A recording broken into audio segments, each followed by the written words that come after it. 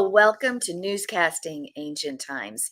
I'm Sandi Craig, and on behalf of the LAMB network, I'm here with Mark David Smith to bring you Brit Hadashaw accounts as though they happened today. That's right, Sandy. It's good to be back and welcome everybody. I trust your week has been blessed and you've been a blessing to everyone you come in contact with. Well, guess where I have been? Let's see. I'll bet you've been out gallivanting around town like you own it. This is Jerusalem, Mark. We do own this town. Oh, that's right. We do. Well, settle down, Sandy. You act like you've seen God or something. You haven't seen God now, have you, Sandy? I don't know. Maybe. Sandy, the Almighty doesn't just come down to earth and walk around from time to time, right? Well, And I do know that you saw Yeshua on the street last Sabbath. You can't keep that from me. We all need to know the details. Well, So, did you set up an interview? if you'll just let me talk, I will give you the details. Okay, sorry. I'm just excited for you, I think. I knew you'd seen him and I wanted to give you a hard time about it. Please, details. Well, last Sabbath, I had heard Yeshua was camped just outside the city, and I asked around to see if anyone knew when he was coming into the city, and no one knew anything, or if they did, they sure weren't telling me. So they said things like he just shows up at random places. It's like he knows where there's pain and suffering in place, and he just is there. Everyone I talked to that seen him do anything says they don't even see him enter a district. He's just there.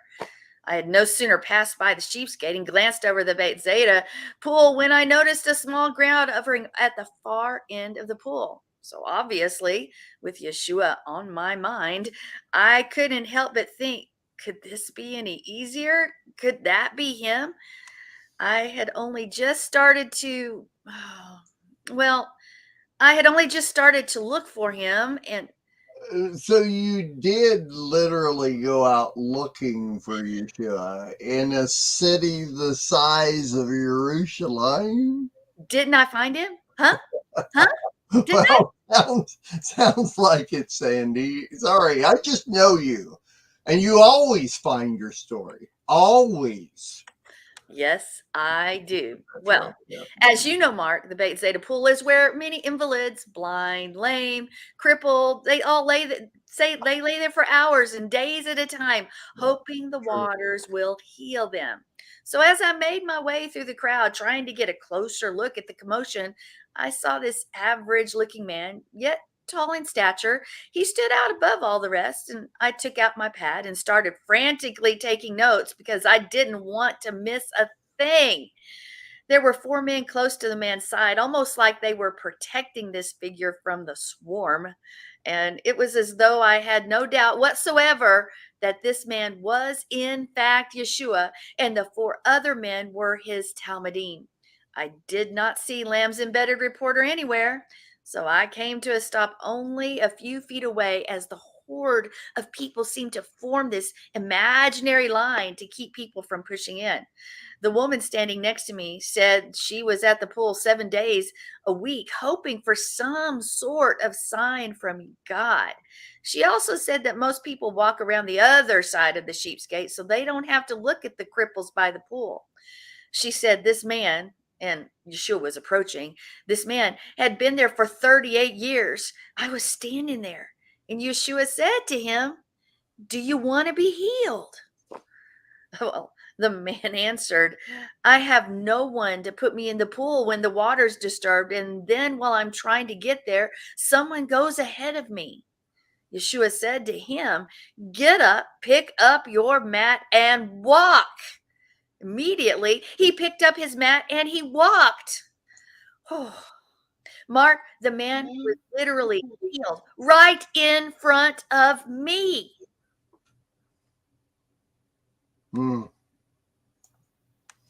Hmm. And it happened on Sabbath. You mentioned this happened on Sabbath, Sandy. That's right, Mark. And by Hmm. the time many Judeans were Hmm. gathered in between the pool and the gate, as he walked by, they said to the man who had been healed, "It's Shabbat. It's against Torah for you to carry your mat." Well, that's The man true. who was, yeah, well, the man who was healed answered him. He said, "The man who healed me, he's the one who told me, pick up your mat and walk." And they asked him, "Who is the man who told you to pick it up and walk?" But the man couldn't answer them at all because Yeshua had slipped away into the crowd. Well, it sounds like you and I need to talk a little more about this. Okay. Well, it's certainly some things to consider. That's true. It is. And the jury, as usual, the jury may still be out on this one for at least one of us. But once again, when we get to the end, I'm thinking the evidence in Yeshua's favor might just be overwhelming. At least it's growing that way for you, Sandy. And in time, hey, Well, anyway, thank you all for joining us for another edition of Newscasting Ancient Times. Be a blessing to everyone you meet. Have a blessed day.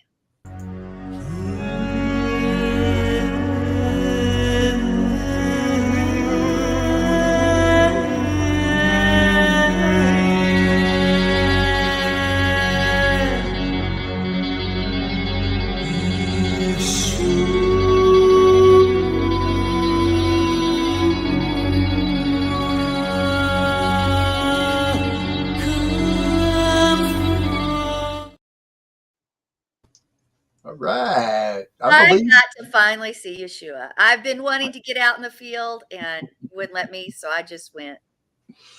Let's see where it goes after this. And there's actually more to that story. And I read through it and was trying to figure out how to work that in. And I just wasn't real sure about it. So I left it where it is. But we'll see who goes where in the future. So, we'll see how it goes. It's always changing up. I like It that. is. It's a great skit. Great. And I love that we got to do those at Sukkot too.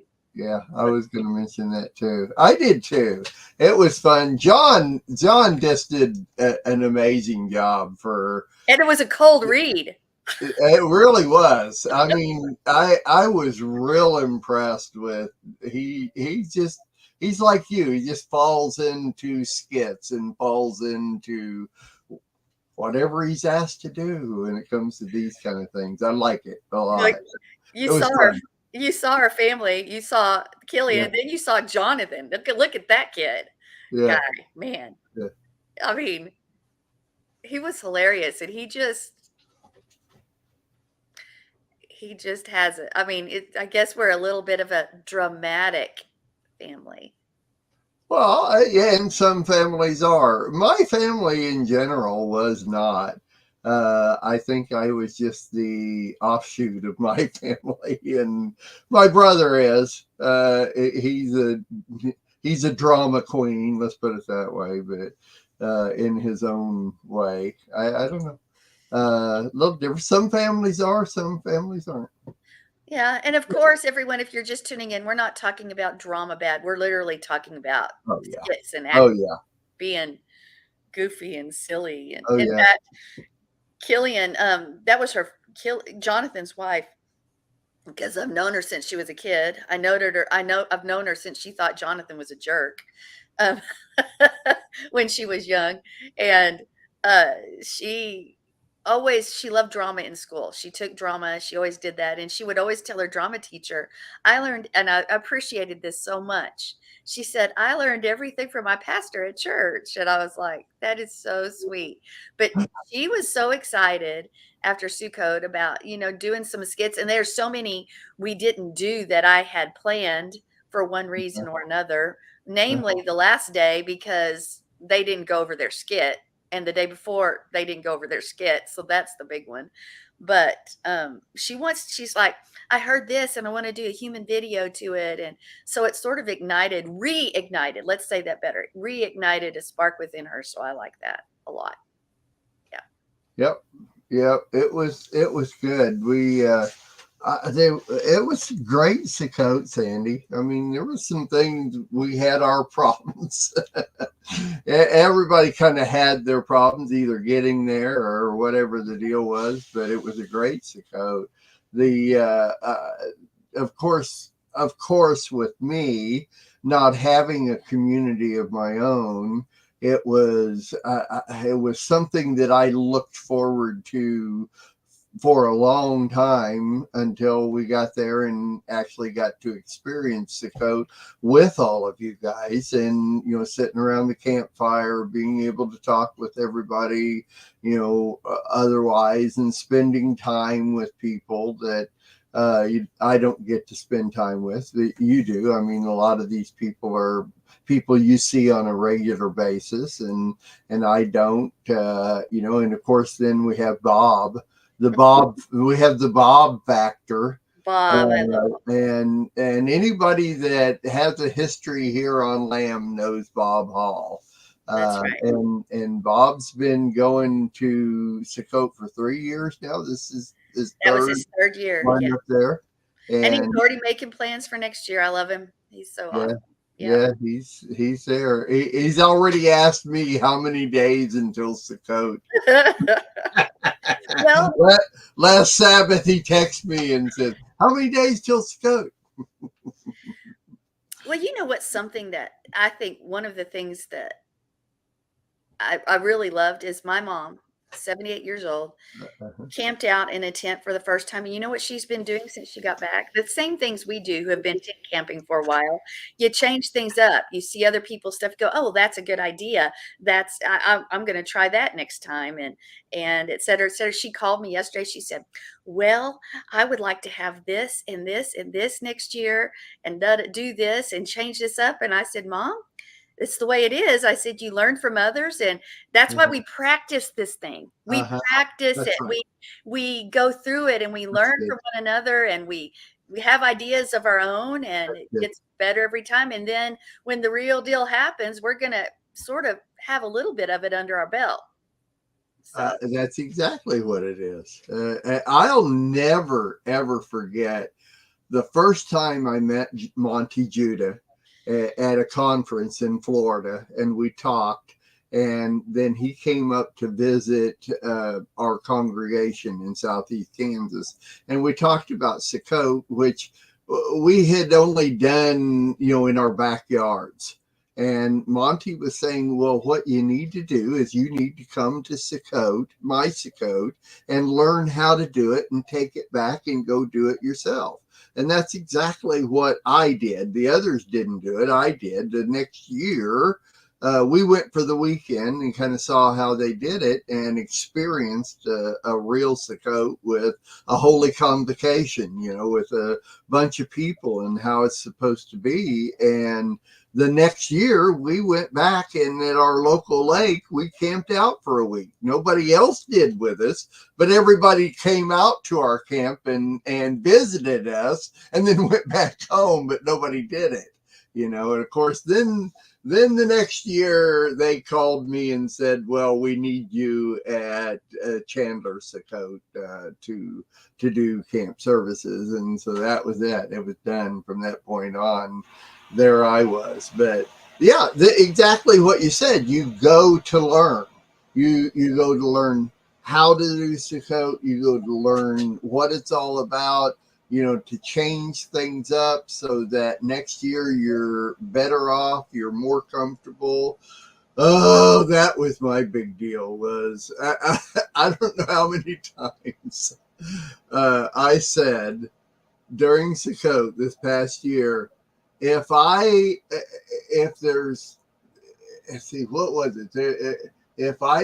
don't come back with anything, an appreciation of anything, I appreciate running water. because we were brushing our teeth with these plastic bowls, and we had to pour water on our toothbrushes You didn't and go up to the you didn't walk over to the bathroom? I did eventually. About halfway through, I said, I'm done with this. I'm going up to the bathroom. And of course, the bathrooms, the water come out of those were like tenfold faster than what's at home, but it's running water. But in our tent, we were pouring water on like our toothbrushes and rinsing out and everything like I that. tried that before. I just go upstairs. I know.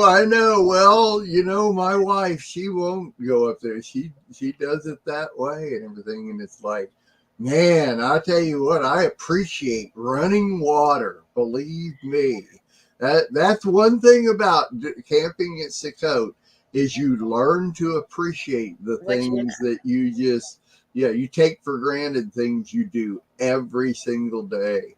And Yeah. at 69 years old, my comfort zones grow every day.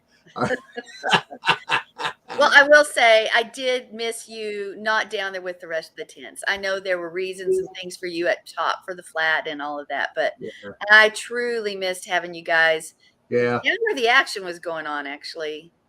yeah. So, well, I mean, not action, but it's Nice to be a part of the community, right there with yeah. the community. I agree. I I, agree. Yeah. it to me it was different this year because you weren't right there and stirring things up. No, you don't stir things up, but it Well, was I different do. because we didn't have you right there in the Yeah, yeah.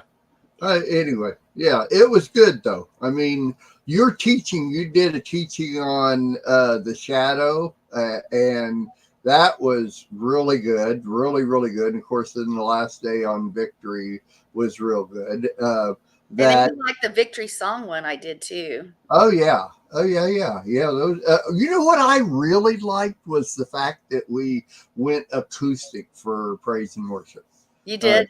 during the week. I I liked was worried about that for you. I I liked because I was like, I worried about the number of people for you guys, and then I was concerned because, we didn't have for most of the Sukkot except for the weekends, we were just acoustic. But to me, it was great too. I don't mind it, but I didn't, you know how I am. I don't want anyone disappointed.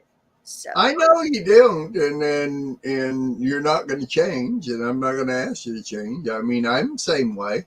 I am. I've lived my life that way. But you get older, and you start like, I don't care. You're going to do it this way. and you want to know what made it really good is going acoustic. I didn't have to worry and depend on anybody else to help me get things together. I could just show up and leave. Yeah, You know? no, that was good. It was definitely good, and there shouldn't have to be so much effort. I don't think. Once you get everything set up. Go Set ahead. up. Well, and here's the another thing that I loved because to me, this was my favorite Sukkot ever for the fact that I got to relax a little bit instead of going from 6 o'clock in the morning because of things. And then when we've changed the schedule up and have our first class at 11 Central, that was great. And then when you and I sort of had this light bulb moment together and moved the main service to 3 o'clock, and you said, Sandy, you'll never go back. That's what we're going to do. That Yeah, was a really smart thing. yeah. And so I don't know. There was I mean, that's cool. How do we make it better? Well, that's what we're going to do. So But now I predict in 3 years you're going to do away with the services altogether, and all of Siko's just going to be campfire. we're going to Sukkot for campfire. Yeah. I love it. Campfire Siko. But with that little bit of extra relaxation in the morning, Sure. meaning I still used it because I still had kids at 9 if the kids were available or kid and then et cetera, et cetera. Or actually I moved it to 10, but it just that's what made I got a little bit time to go at a slower pace and it just made That's it good. better for me. Yeah. Well, I like being able, and more I'm able to do this anyway. But even at Sakot, it's nice to wake up when you wake up and not have to get up and you got this Do whatever. whole thing planned and you have to be somewhere at a specific time and all this kind of stuff. It's nice to just not worry about it and wake up and okay, what time is it? You know, I mean, it was like every morning for me, it's what time is it? Because you know, we don't have clocks out there and we got to check anything. But It was good. it was great. It was really good. Of course, the whole rest of my trip was, well, Hard. not the whole rest of it. Getting able to see my daughter and her husband and grandkids and my wife, which I hadn't seen for 3 months. You know, all that was just absolutely awesome. The trip, I'll never do the trip going out or coming back again ever the way I did it. You know, just to let everybody know, because you're wondering, I took a Greyhound bus, and I have no problem publicly saying that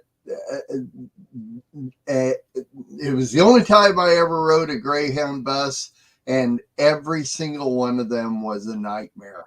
And if you want to know details, just ask me and I'll tell you. But even publicly, I have no problem saying that Greyhound is a nightmare. And it's funny because even since my trip, talking to other people have been telling me about their Greyhound nightmare trip. Well, and so I thought about, hey, you know, going places, I might use the bus because you were doing it. But now that you personally experienced absolutely it, not. I'm not going to do it. Absolutely not. This is part of the story. And I want, before we get into the second half, and by the way, everybody, we're cutting it down. It's only an hour this week, and we're going to do that for the next few weeks and see how that goes. We may go back to the hour and a half, but right now, I wanted to bring this out because this is things that are happening right now. And I'm going to morph into that. But you haven't even heard the story of me coming back. Okay. And I wanted to express this because I also want, it'll be a part of something else I add to it. But anyway, coming back, I took Greyhound out to Oklahoma from North Carolina. I was real excited about it. It was a nightmare. That's a whole nother story. But now going back, I had already booked my trip going back, and I was leaving Norman, Oklahoma. Well, we were at the bus stop at the time 15 minutes before the bus was supposed to leave, and the bus was not there at the time we were supposed to leave. And so I'm checking my email, I'm getting ready to call, and all of a sudden I get an email from Greyhound saying that the bus is running late. It'll be there like in 20 minutes or something like that. My bus was a half hour late, okay, getting there. And it got to Dallas on time, which was fine. I got to Dallas at 7:45 p.m. Okay. Now you got to watch this timeline. I got there at 7:45 p.m. and my bus going from Dallas to Houston left at 12:01.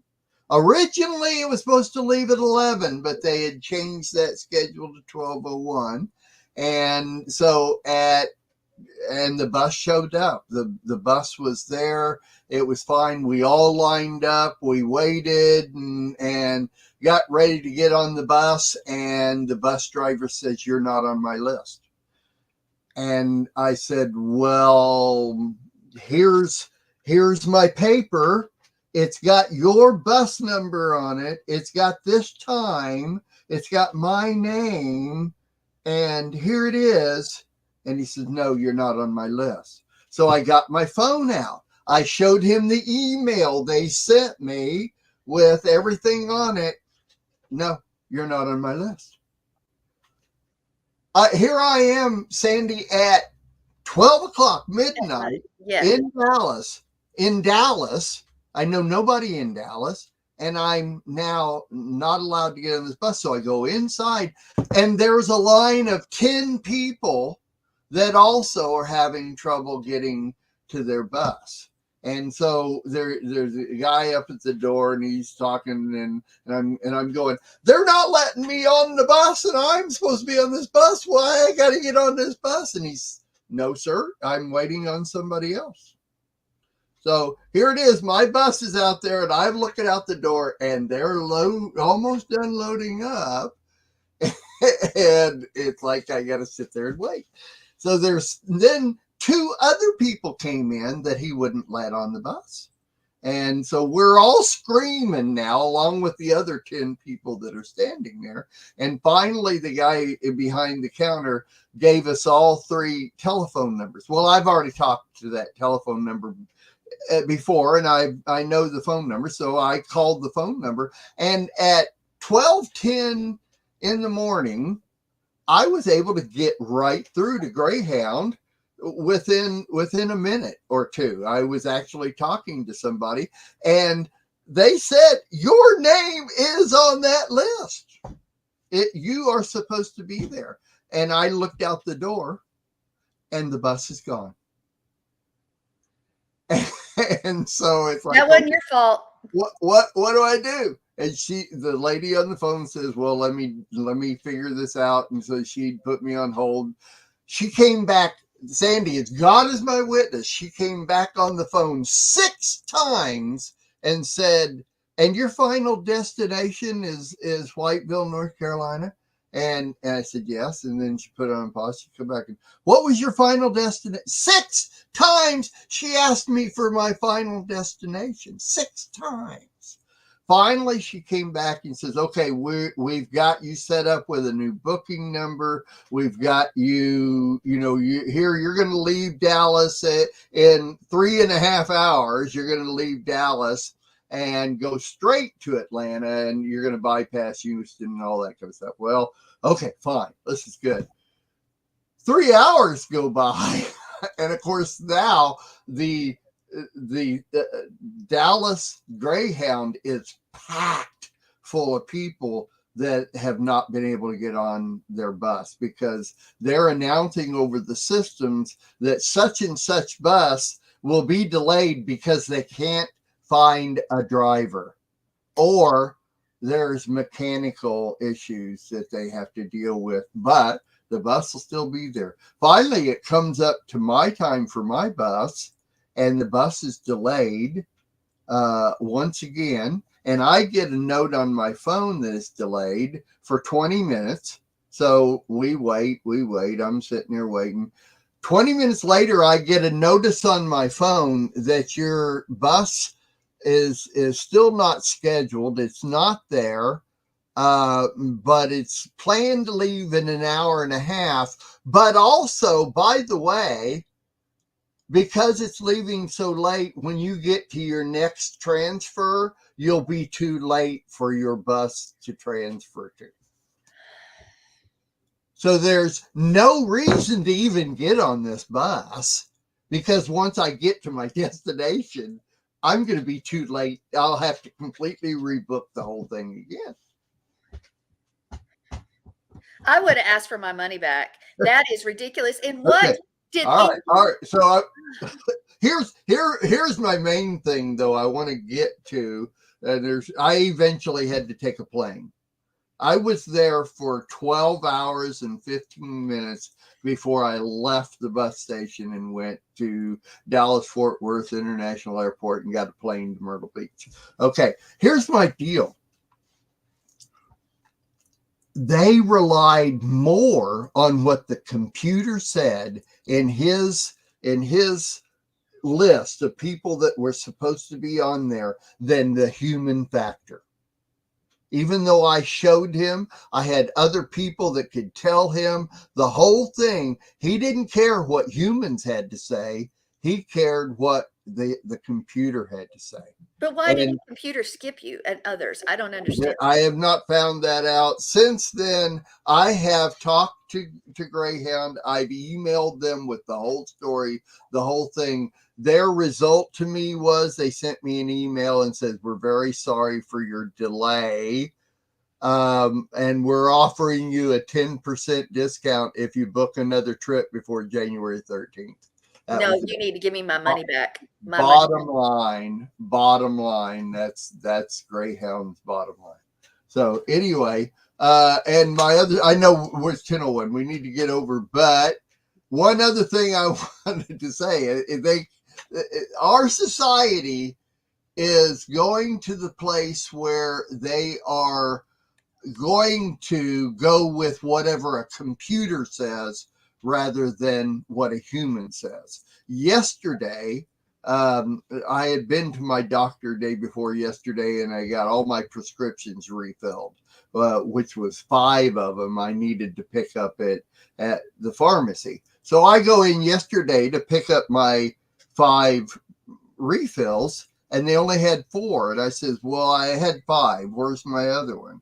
And she's looking and she says, that one you can't have until August 22nd.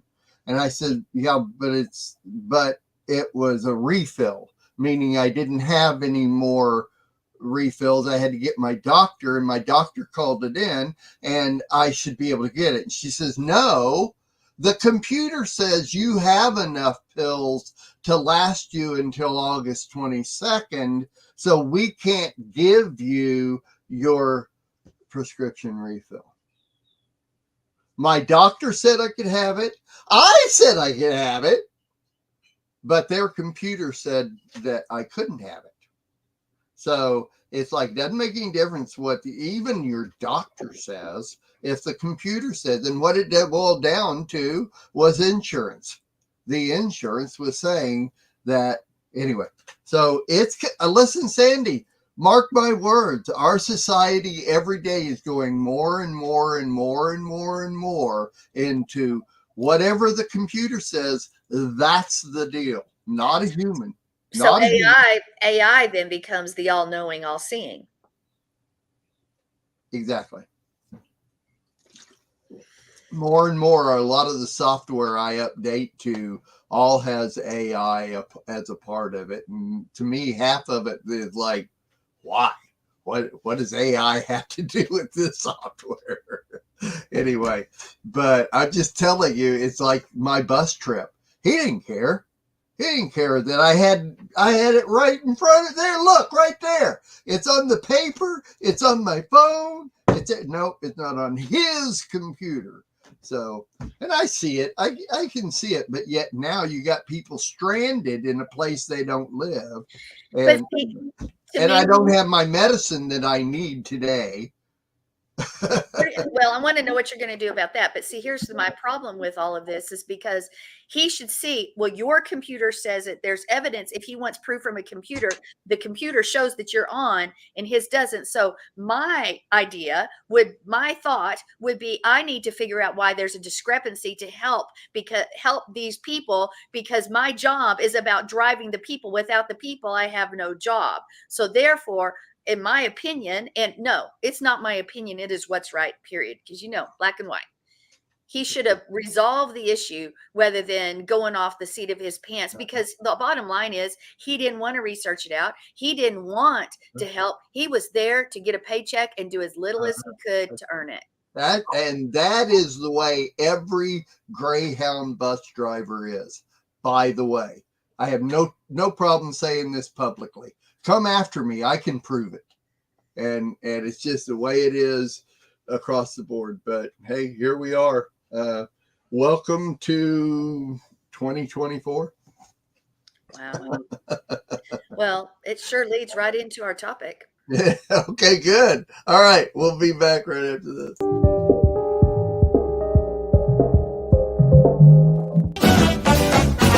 We'll be dancing in the streets, dancing at his feet, dancing in the streets of gold. We'll be dancing in the streets, dancing at his feet. Mediocrity or excellence? It's a question. Are you a person of mediocrity? Are you a person of excellence? Do you do things in a mediocre way, or do you do things to the best of your ability? Those are questions, especially after our last conversation, but really questions in this day and this hour that we need to ask ourselves. Because what does the word require from us? How do we do what Yah says? Well, let's go over a few things. I want us to turn to Colossians 3, verses 22 through 24. It says, bondservants, obey in all things your masters according to the flesh, not with eyes and serve as men pleasers, but in sincerity of heart, fearing God. And whatever you do, do it heartily as unto the Lord and not to men, knowing that from Yahweh you will receive the reward of the inheritance, for you serve Messiah Yeshua, but he who does wrong will be repaid for what he has done, and there is no partiality. Okay, that verse right there. I mean, it's not just that verse. We see it in the Torah. We see it in the Tanakh as well. But it begs the question, how do we live our lives? Do we go the extra mile when things don't seem right? Do we turn our face when there's something there that we should see, but we don't have time? Do we say, oh, this is good enough? Has that phrase ever popped into your head? This is good enough. And even though deep down, it's not the best, but it's good enough. Because as evidence all around us, we live in a society that does just barely what they need to do to get the money they want or whatever their goal is. And the human factor has been removed, when in reality, the greatest in the kingdom is the servant of all. We should be serving one another. Do you serve people half-heartedly? Do you serve people with all of your heart? Well, we know the answer to that, but putting it in practice is a completely different thing. So, are we called to be a people of excellence? Well, yes, but we're stuck in the mire of mediocrity. We are. It's those who pursue the walk of excellence who find the rewards. Those who pursue doing things to the best that they can, doing things as unto Yahweh, that receive joy even in life, much less the reward to come. And that's not why we live life, for reward to come. But, excuse me, you live it on a whole new level when you are doing things as unto him, and not trying to please men, not trying to just please yourself. And I think that's a big one right there, is because we want to please ourselves, because we're very much about ourselves and what's good for us. And if it's not good for us, well, then who cares, right? Well, we may say, no, that's not me, but is it or isn't it? Mediocrity, what does it mean? It means average, status quo, moderate to low. I would say closer to low in quantity or quality. A mediocre person doesn't necessarily mean they're bad. Well, I may have to take that back in a second and where we're going.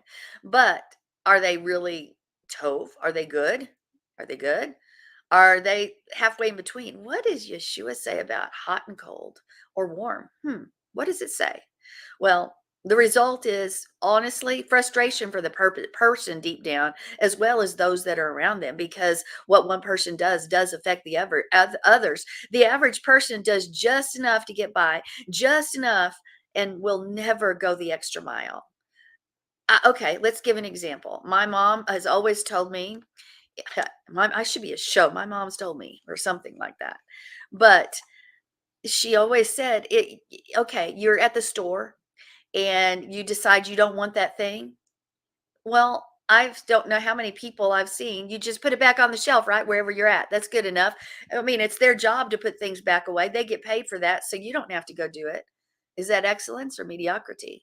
So anytime that opportunity arises in my life, my mom's voice is in my head, and I sometimes reluctantly pick that thing out of my cart or however it is, and walk it all the way back. And sometimes that's my mentality, walking it all the way back to where it needs to go. But you could take that even further. Dropping a piece of paper. Oh, I don't have time. I'll just leave it. It's not going to hurt anything. It's not going to blow away. Or we could just go on and on with examples of story, and they're all mediocrity.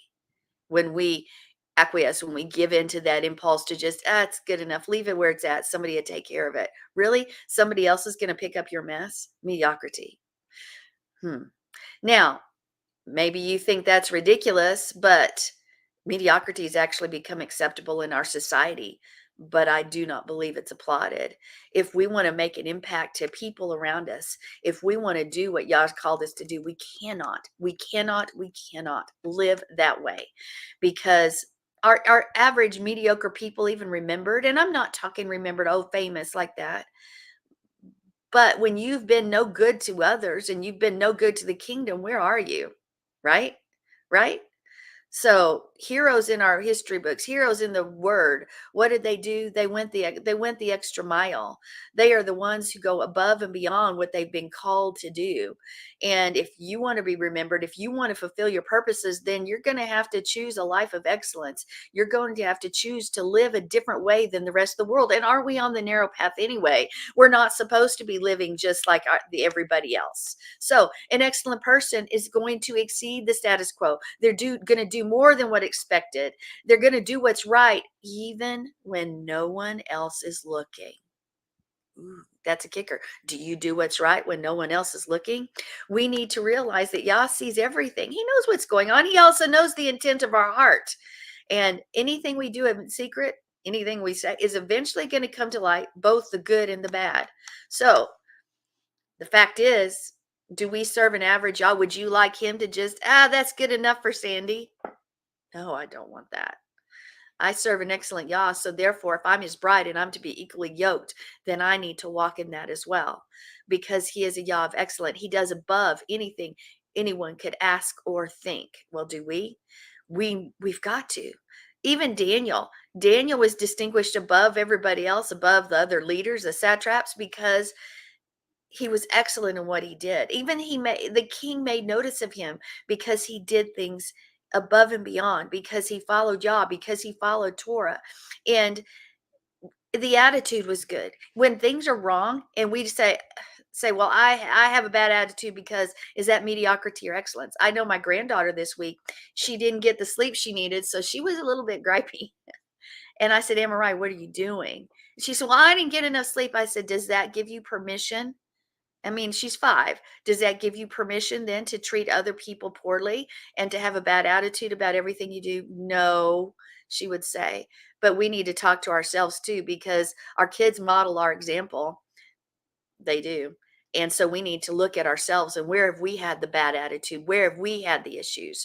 Where do we respond? Is our attitude that of excellence? Is our attitude that of being praiseworthy? Or is our attitude of, well, I have a reason to be the way I am? Okay. So that's a little bit about that. But I want us to look now at the Hebrew idea of excellent. Okay. Because there's a Greek thought that says excellence is perfect. Excellence is doing things without blemish, without mistake. I'm not so sure that's what that is, because otherwise we have this tendency to think it's always about us. But the word excellence is erete. Okay, it's number 703 in the Greek concordance, and it has this idea that you do things with the ability and the gifts that Yah has given it to the best that you can. You don't have to meet X's expectation or how they did it, because they have this and that. They have other giftings and other things, but you do your very best with what Yah has given you. Whereas the world's view, the Greek view, is excellence equals this. Even if you don't have the gifts and abilities, you need to find out how to attain that point. Now, we should go, whew, because Yah's view is different. The Hebrew thought is different. You utilize those things that Yah has given you to the limit of your potential, not the world's. Hallelujah for that. But here's the next question. I talked about that people that walk in mediocrity are not bad people. But let's go back to the definition of good and evil according to Yah. Yah's definition, the Hebrew definition of good, tov, is more than just, oh, the apple's good, that meal's good. It is involved, everything about him is fulfilling the purpose. You're where you're supposed to be, doing what Yah wants you to do. You're at the right place. According to him, you're everything, you are fulfilling his purposes, accomplishing what he wants, where he wants you to be, etc., etc. Now, here's the idea of evil, Ra, is that you are not fulfilling the purposes he's called you for. You're not where he has asked you to be. He desires you to be. According to the word, that's evil. So I did a message on this on Shabbat, and I encourage you guys to go listen to it on the Life of Worship Amarillo YouTube channel. But for more detail, actually, but that causes us to think, in my mediocrity, am I fulfilling what Yah's called me to do? Am I doing what he's asked me to do? Am I where he's asked me to be? Or am I fulfilling my desires and what I want to do for me because of my agenda, because of my time, because of my thought, because of my?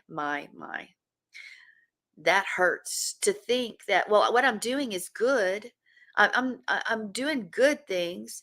I don't care how good it is. If Yah hasn't called you to be there, if he hasn't called you to do it, if you're not where he's asked you to be, doing what he's asked you to do, according to Hebrew, you are ra.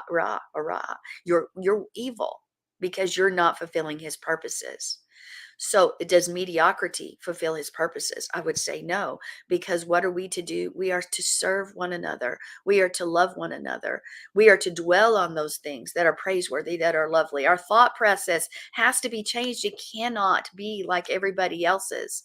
So the Hebrew way of things actually is a relief because we perform it to the best of the abilities that Yah has given us. Hallelujah.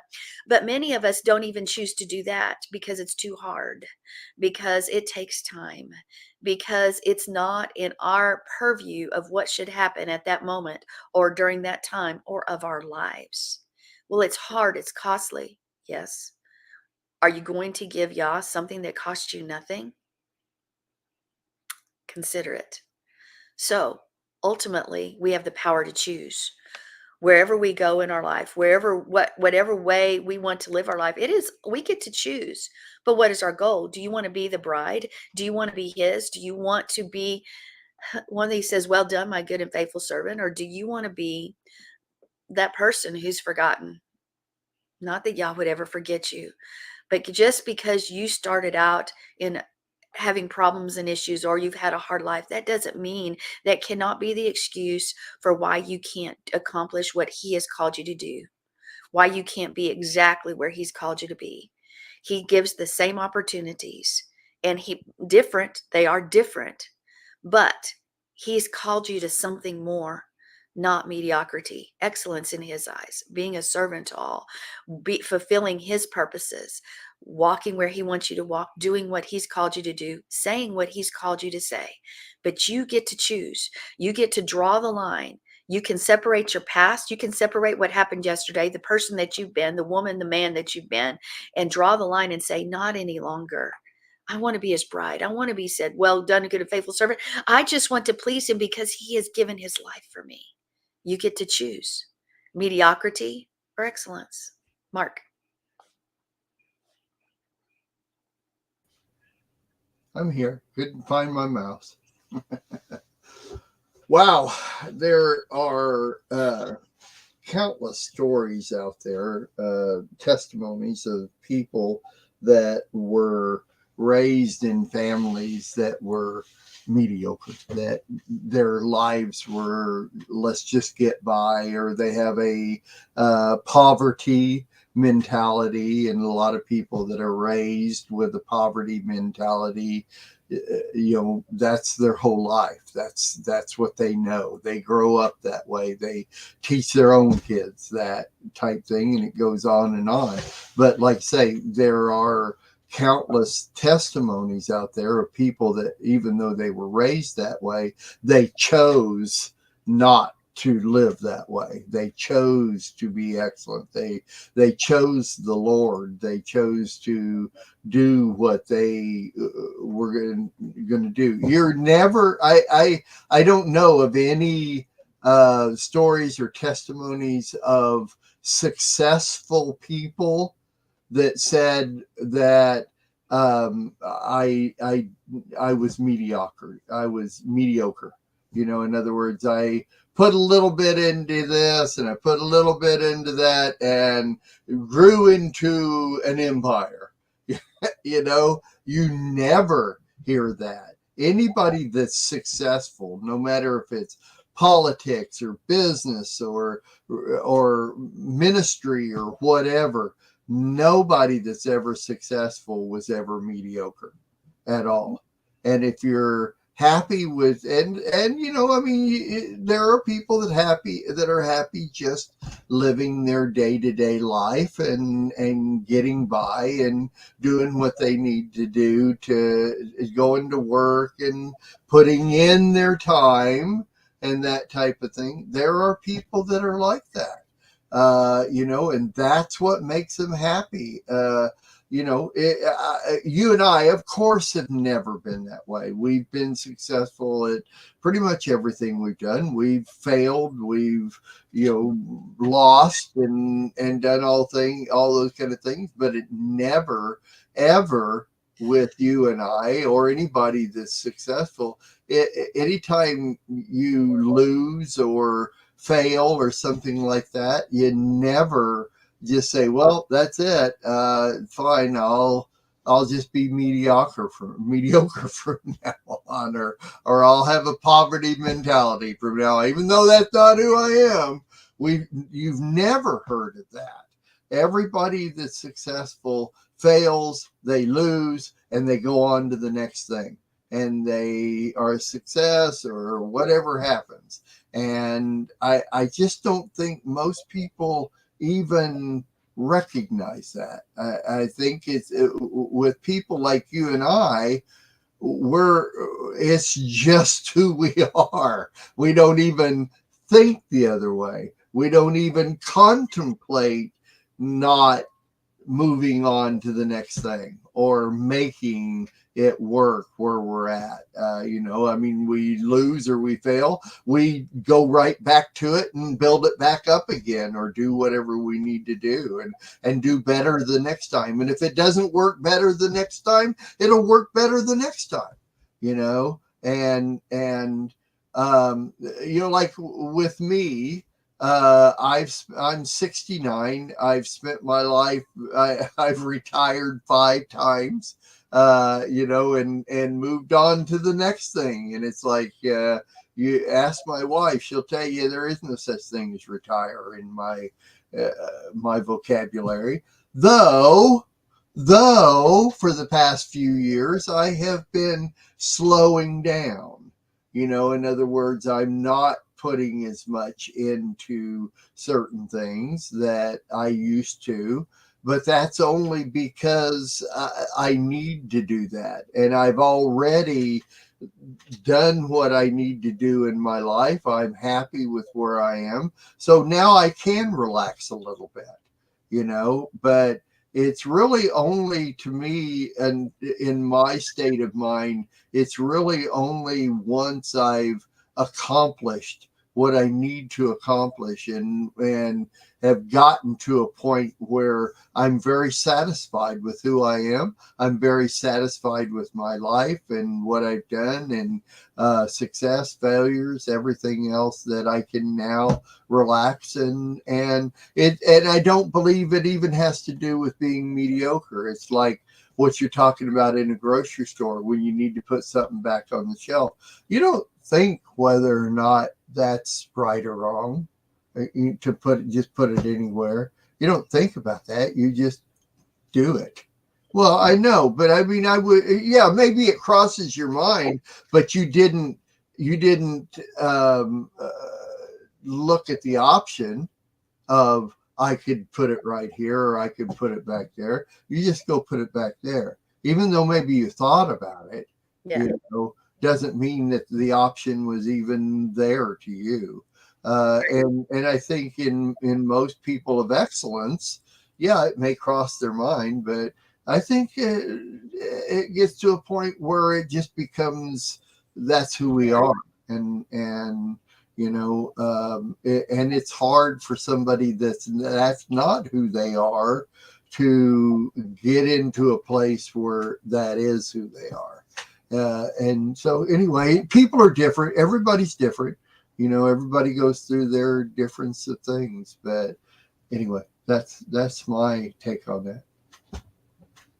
So we're close here. We've got 5 minutes, so we're close. Well, I wanted to say we are all different, but we have that's that voice that we can choose to ignore or have chosen to ignore so often True. that we don't even hear it.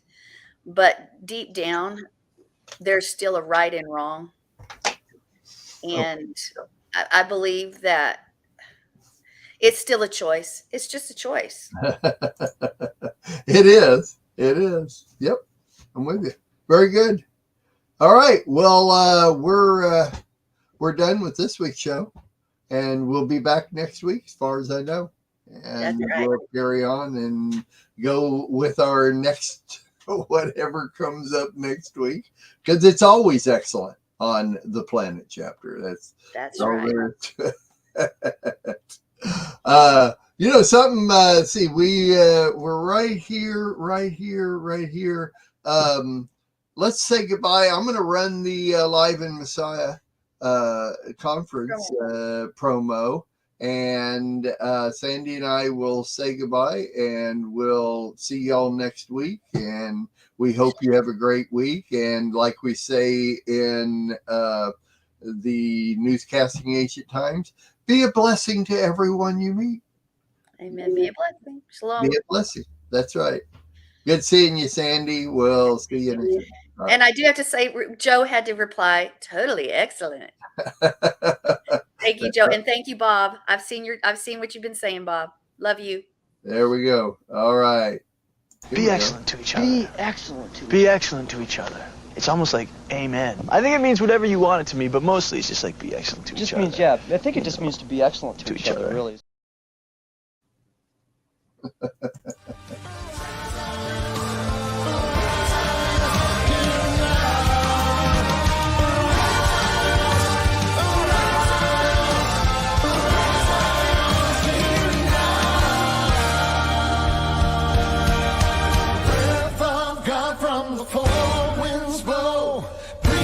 Again to these dry bones, breath of God from the four winds blow. Breathe life again to these dry bones, breath of God from the four winds blow. Breathe life again to these dry bones, breath of God from the four winds blow. Breathe life again to these dry bones.